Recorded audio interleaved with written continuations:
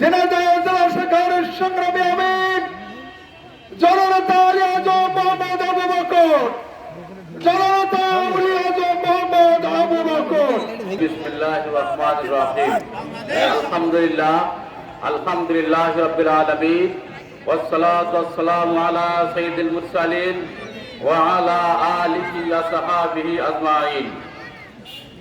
বাংলাদেশ জামাত ইসলামী মহেশপুর উপজেলা শাখার মহিলা বিভাগ কর্তৃক আয়োজিত আজকের এই প্রতিবাদ সমাবেশের সম্মানিত সভাপতি উপজেলা আমির অধ্যাপক ফারুক আহমদ ভাই, প্রিয় সঞ্চালক, মঞ্চে উপবিষ্ট আছেন প্রধান অতিথি হিসাবে বাংলাদেশ জামাত ইসলামী কেন্দ্রীয় নির্বাহী পরিষদের অন্যতম সদস্য, যশোর কৃষি অঞ্চলের পরিচালক, আমাদের শ্রদ্ধেয় দায়িত্বশীল জনাব মোবারক হোসেন।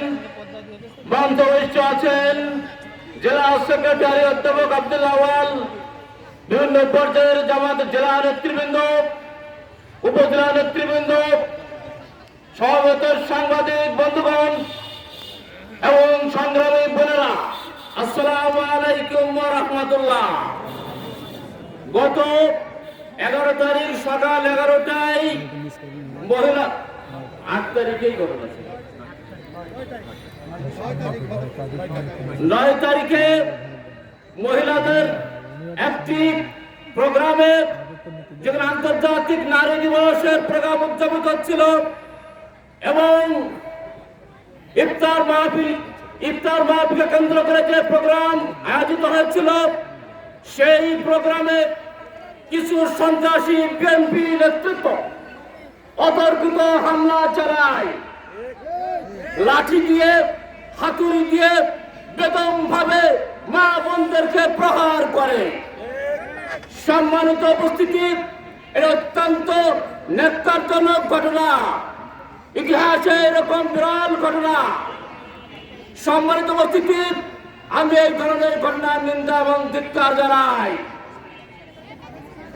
সম্মানিত উপস্থিতি, বক্তব্য দেখলাম এইরকম নির্মম এবং ধিক্কারজনক ঘটনায় প্রশাসন নির্লিপ্ত রয়েছে।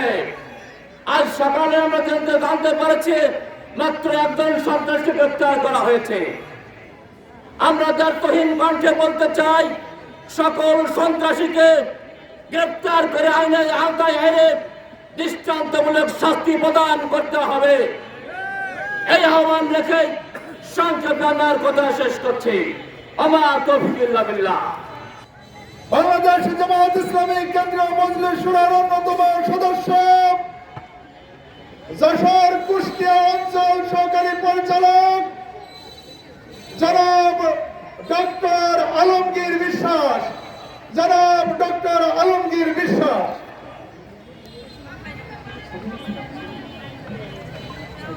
আসসালামু আলাইকুম ওয়া রাহমাতুল্লাহ। সম্মানিত সভাপতি, মোহতারাম প্রধান অতিথি, বিশেষ অতিথিবৃন্দ, সাংবাদিক বন্ধুরা, নেতৃবৃন্দ, উপস্থিত মা ও বোনেরা, সংগ্রামী মহেশপুরবাসী, আপনারা ইতিমধ্যেই জেনেছেন গত 9 তারিখের ঘটনা, যার প্রেক্ষিতে আমরা ছুটে এসেছি আমাদের এই বোনদের ভাইদের পাশে দাঁড়িয়ে প্রতিবাদ করতে বাধ্য হয়েছি। 5ই আগস্টের পরে আমরা ভেবেছিলাম এদেশের সন্ত্রাসী চক্র তাদের শুভ বুদ্ধির উদয় হবে, তারা তাদের সন্ত্রাসী কর্মকাণ্ড থেকে নিবৃত হবে।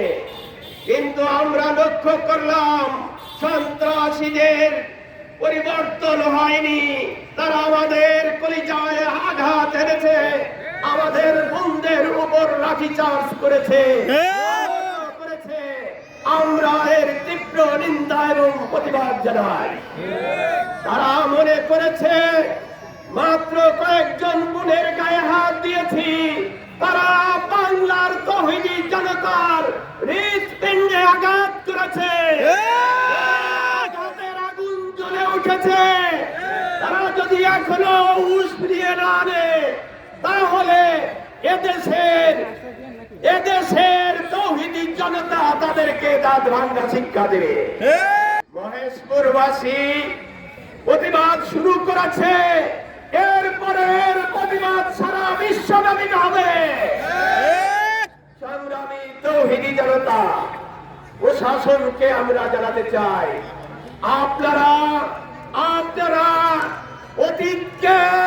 অতীত থেকে শিক্ষা নিয়ে নিরপেক্ষ হয়ে আইনের সঠিক প্রয়োগ করুন। জাস্টিস, ন্যায় ইনসাফের জন্য আমরা এই পরিবেশ, এখানে যারা এই পরিবেশ বিঘ্ন করবে তাদের ঠাঁই এদেশে হবে না। মা বোনদেরকে আমরা বলতে চাই, আপনারা ভয় পাবেন না, আপনারা এগিয়ে চলুন, আপনাদের সাথে আমরা আছি। হলেও ইসলামের উপরে যারা আঘাত আনবে তাদেরকে আমরা ছাড় দিতে পারি না। সংগ্রামী বন্ধুরা, এই মহেশপুরবাসীকে আমরা আরো সজাগ হওয়ার আহ্বান জানিয়ে আজকের এই প্রতিবাদ সভা থেকে সবাইকে ধন্যবাদ জানিয়ে আমার কথা শেষ করছি। আসসালামু আলাইকুম। মহেশপুর উপজেলা শাখা কর্তৃক আয়োজিত আজকের আমাদের মহিলা বিভাগের সম্মানিত বোনদের নিয়ে বিশাল সমাবেশ, প্রতিবাদ সমাবেশের প্রধান অতিথি হিসেবে উপস্থিত আছেন কেন্দ্র সংগঠনের অন্যতম নির্বাহী সদস্য, অঞ্চল পরিচালক, আমাদের প্রিয় নেতা, প্রিয় দায়িত্বশীল জননেতা জনাব মোহাম্মদ মোবারক হোসেন। বিশেষ অতিথি হিসেবে উপস্থিত আছেন